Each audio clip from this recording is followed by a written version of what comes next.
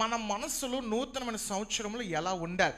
బహుశా మీరు తీసుకున్న తప్పుడు మనసుల వల్ల మీ హృదయంలో మనసులో కొన్ని ఆందోళన ఉంచుకోవడం వల్ల మీ మనసులో కొన్ని బెంగలో లేకపోతే కొన్ని విపత్తులు కొన్ని ఎక్కువగా మనసులో చాలామంది కూడా స్టోరేజ్ చేసేసుకుంటూ ఉంటారు. అనగా దానికి బయటికి వెల్లడించక, దేవునికి చెప్పుకోక, లేక ఇంటి వాళ్ళకి చెప్పుకోక మనసులో ఒక రకమైన బాధలు పెట్టేసుకొని చాలామంది కూడా ఆందోళన చెందుతూ ఉంటారు. గమనించండి, ఈరోజు ఎవరైతే అలాంటి మనసు కలిగి ఉన్నారో ప్రభునందు మీ అందరికీ తెలియజేస్తున్నాను.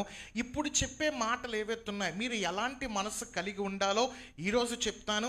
రేపటి దినాన్న ఆ మనసుకి ఎవరైతే ఈ చెప్తున్న మనసులు కలిగి ఉంటారో వాళ్ళకి వచ్చే లాభములు ఈ 2 దినములు మీ అందరితో మాట్లాడడానికి ప్రయత్నం చేస్తాను. గమనించండి, మొట్టమొదటిగా మనము ఎలాంటి మనసు కలిగి ఉండాలి. మనకి ఏదన్నా మన జీవితంలో ఒక అద్భుతం జరగాలన్నా, లేకపోతే మన జీవితంలో ప్రభు కార్యములు జరగాలన్నా, దేవుని చిత్తము జరగాలన్నా, మనం ఏదన్నా మన జీవితం అంతా కూడా ఎటువంటి